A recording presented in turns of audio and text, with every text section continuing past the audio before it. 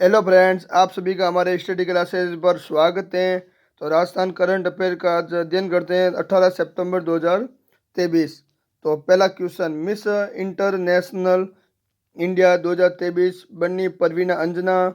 सीकर की प्रियन सेन बनी Miss Earth India. पहली बार राजस्थान को मिला ये खिताब। राज्य में वन, पर्यावरण और प्रदूषण नियंत्रण मंडल का संयुक्त भवन, पर्यावरण संकुल की स्थापना। हिंदी सेवा पुरस्कार से हिंदी साहित्य विद्या में डॉक्टर फतेह सिंह भाटी को मिला और उनकी कीर्ति उमा देख लिए। अब इन प्रश्नों का विश्लेषण व व्याख्या के साथ समझते हैं। पहला सवाल, मिस इंटरनेशनल इंडिया 2023 बनी परवीना अंजना। तो उदयपुर की रहने वाली परवीना अंजना को मिस इंटरनेशनल इंडिया 2023 का ताज पहनाया गया, जिससे उन्होंने इस अक्टूबर में जापान में मिस इंटरनेशनल पेजेंट में भारत का प्रतिनिधित्व करने के लिए अपना स्थान हासिल किया। 23 वर्षीय अंजना पेशे से चार्टर्ड अकाउंटेंट हैं, जिन्हें बचपन से ही फैशन और सौंदर्य में दिलचस्पी है। मिस इंटरनेशनल एक अंतर्राष्ट्रीय सौंदर्य प्रतियोगिता है। इसका आयोजन इंटरनेशनल कल्चर एसोसिएशन जापान में हर साल किया जाता है। तो जापान में मिस इंटरनेशनल इंडिया 2023 का आयोजन किया, जिसकी ताज या जिसकी विजेता उदयपुर की रहने वाली परवीना अंजना ने जीता। नेक्स्ट सवाल, अब हम अगले सवाल का अध्ययन करते हैं। सीकर की प्रियन सेन बनी मिस अर्थ इंडिया। पहली बार राजस्थान को मिला खिताब। तो ये पहली बार ही राजस्थान की महिला ने ये खिताब जीता।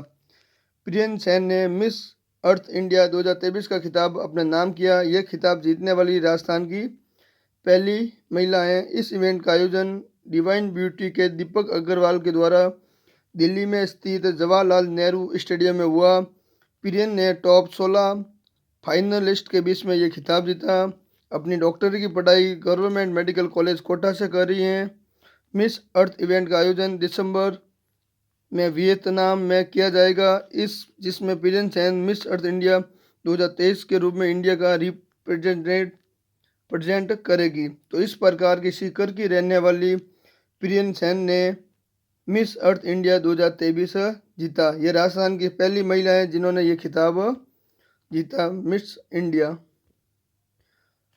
राज्य में वन, पर्यावरण और प्रदूषण नियंत्रण मंडल का संयुक्त भवन, पर्यावरण संकुल की स्थापना की गई। तो राजस्थान राज्य प्रदूषण नियंत्रण मंडल की 151वीं बैठक में संपन्न हुई। इसमें राज्य में 10 नए एयर क्वालिटी मॉनिटरिंग व्हीकल्स की स्थापना की गई। राज्य में वन, पर्यावरण और प्रदूषण नियंत्रण मंडल का संयुक्त भवन संकुल की स्थापना करने की बात भी की गई। पर्यावरणीय समस्या को दूर करने के लिए राजस्थान सरकार सितंबर 1983 में पर्यावरण विभाग की स्थापना की थी। इस प्रकार की पर्यावरण विभाग की स्थापना 1983 के अंदर की थी। राजस्थान राज्य पर्यावरण नीति अधिनियम 1986 में लाया गया था। 2019 में पर्यावरण और जलवायु परिवर्तन निदेशालय की स्थापना की गई। इस प्रकार राजस्थान के अंदर पर्यावरण और जलवायु परिवर्तन निदेशालय द्वारा पर्यावरण संकुल की स्थापना की, ताकि वो प्रदूषण को कम कर सके। और इसकी स्थापना 2019 में हुई थी। पर्यावरण और जलवायु परिवर्तन निदेशालय की स्थापना और राज्य पर्यावरण नीति 1986 में लाई गई थी। हिंदी सेवा पुरस्कार से हिंदी साहित्य विद्या में डॉक्टर फतेह सिंह भाटी को उनकी कीर्ति उमा दे के लिए दिया गया। तो हिंदी सेवा पुरस्कार अभी हिंदी दिवस 14 सितंबर को गया है, उसके अवसर पर फतेह सिंह को उनकी कीर्ति उमा देव के लिए हिंदी साहित्य विद्या में हिंदी सेवा पुरस्कार मिला। 14 सितंबर 2023 को राजस्थान के भाषा व पुस्तकालय विभाग की ओर से जयपुर के बिड़ला सभागार में राज्य स्तरीय हिंदी दिवस समारोह का आयोजन किया गया। हिंदी सेवा पुरस्कार से हिंदी साहित्य विद्या में डॉक्टर फतेह सिंह भाटी को उनकी कीर्ति उमा के दे लिए उनको पुरस्कार मिला। और विज्ञान विद्या में राजश्री विनोद बोथले को उनकी कीर्ति नौ संचालन उपग्रह प्रणाली एक परिसर हेतु हिंदी साहित्य पुरस्कार मिला। और डॉक्टर सत्यवी सिंह व रामविलास को कृषि विद्या में उनकी पुस्तक आधुनिक तकनीकी द्वारा किसानों की आय वृद्धि के लिए उन्हें सम्मानित किया गया। इस प्रकार की हिंदी साहित्य विद्या में अलग पुरस्कार मिला और विज्ञान विद्या में अलग मिला और कृषि विद्या में अलग मिला। तो इस प्रकार हिंदी दिवस पर उनको पुरस्कार दिया गया। उपराष्ट्रपति 14 सितंबर 2023 को जयपुर राजस्थान में बांध सुरक्षा पर अंतर्राष्ट्रीय सम्मेलन का उद्घाटन किया। जल शक्ति मंत्रालय के तहत नदी विकास गंगा संरक्षण विभाग द्वारा जयपुर के राजस्थान इंटरनेशनल सेंटर में बांध सुरक्षा पर 2 दिवसीय अंतर्राष्ट्रीय कार्यशाला का आयोजन किया गया। कार्यशाला का उद्घाटन उपाध्यक्ष जगदीप धनखड़ मतलब देश के उपराष्ट्रपति द्वारा भारत में 6000 से अधिक बांध हैं और भारत बड़े बांधों के मामले में विश्व स्तर पर तीसरे स्थान पर है और इनमें से लगभग 80% बांध 25 साल से अधिक पुराने हैं, जबकि 234 बांध 100 साल से ज़्यादा पुराने हैं। तो इनका आयोजन इसलिए किया गया ताकि पुराने बांधों का वापस मरम्मत किए जा सके, उनको वापस ठीक किया जा सके। इसलिए राजस्थान इंटरनेशनल जयपुर के अंदर भारत के उपराष्ट्रपति जगदीप धनखड़ के द्वारा जयपुर में अंतर्राष्ट्रीय बांध सुरक्षा पर एक सम्मेलन उद्घाटन या आयोजित किया गया।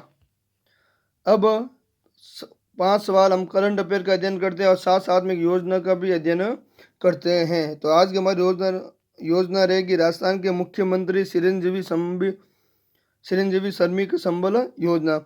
इस योजना का शुभारंभ 14 जून 2023 को मुख्यमंत्री अशोक गहलोत ने राजस्थान के असंगठित क्षेत्र के श्रमिक निर्माण कल्याण कोष के तहत पंजीकृत सक्रिय श्रमिकों व चिन्हित स्ट्रीट वेंडर्स को अस्पताल में भर्ती होने के दौरान राहत पहुंचाने हेतु मुख्यमंत्री चिरंजीवी श्रमिक संबल योजना 2023 के प्रारूप को सहमति प्रदान की है।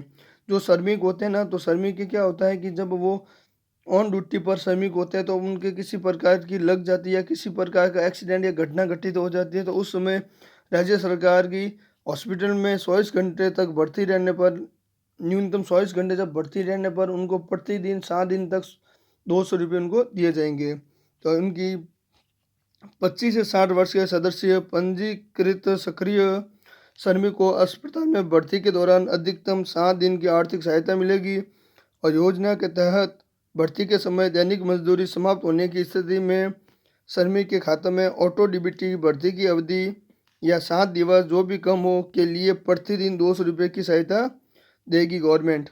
यह सहायता लाभार्थी के स्वयं या परिवार के सदस्य के अस्पताल में न्यूनतम 24 घंटे भर्ती होने की स्थिति में मिलेगी और श्रमिक की अस्पताल में मृत्यु होने की स्थिति में योजना के तहत सहायता भी प्राप्त होगी। जब कोई श्रमिक 25 से लेकर 60 साल का होगा, जब उसकी काम के स्थल पर, कार्यस्थल पर जब किसी प्रकार की उसके साथ दुर्घटना घटित हो जाएगी, तब न्यूनतम 24 घंटे वो अस्पताल में भर्ती होने के बाद उस श्रमिक को 7 दिन तक 200 रुपये उसकी राशि या उसकी मजदूरी दी जाएगी।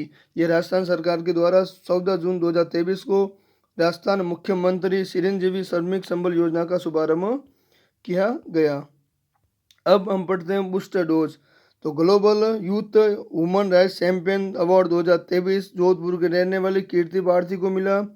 32वां बिहारी पुरस्कार डॉक्टर माधव आडा को मिला। मारवाड़ संगीत रत्न पुरस्कार 2023 में पंडित हरिप्रसाद सौरासिया को मिला। राजस्थान संगीत नाटक अकादमी पुरस्कार भानु भारती को। Doctor Komal Kothari Smriti lifetime award 2022 Dilip Bhatt Jaipur को। राजस्थानी भाषा का केंद्रीय साहित्य अकादमी पुरस्कार कमल रंगा को मिला और जल योद्धा स्वच्छ सुजल शक्ति पुरस्कार गायत्री देवी को मिला। तो ये मेन पुरस्कार है जो हाल ही में 2022 और 2023 में दिए गए, जो हर एग्जाम में सवाल ये आते रहते हैं, इनका भी अध्ययन करें। अब एक तरफ लिखे हुए वाद्य यंत्र, एक तरफ लिखे हुए कलाकार। तो ये पिछली बार RS में ये सवाल आया तो कि मिलान कीजिए। तो खड़ताल के कौन है? सदीक खां मांगलिया, बांसुरी के कलाकार हरिप्रसाद सौरासिया और सेनाई के बिस्मिल्ला खान, अलगोजा के दोखे खाज और सुरनाई के पेपे खां और बबंग के जहू खां और नड के कन्ना मिला और ये कामायसा के साकर खां। तो इस प्रकार इधर वाद्य यंत्र है और इधर कलाकार है। तो ये प्रत्येक एग्जाम में सवाल आते ही हैं कि खड़ताल के कलाकार कौन है या माँ बांसुरी के कलाकार कौन है, इस प्रकार आप इनका अध्ययन भी कर सकते हो। और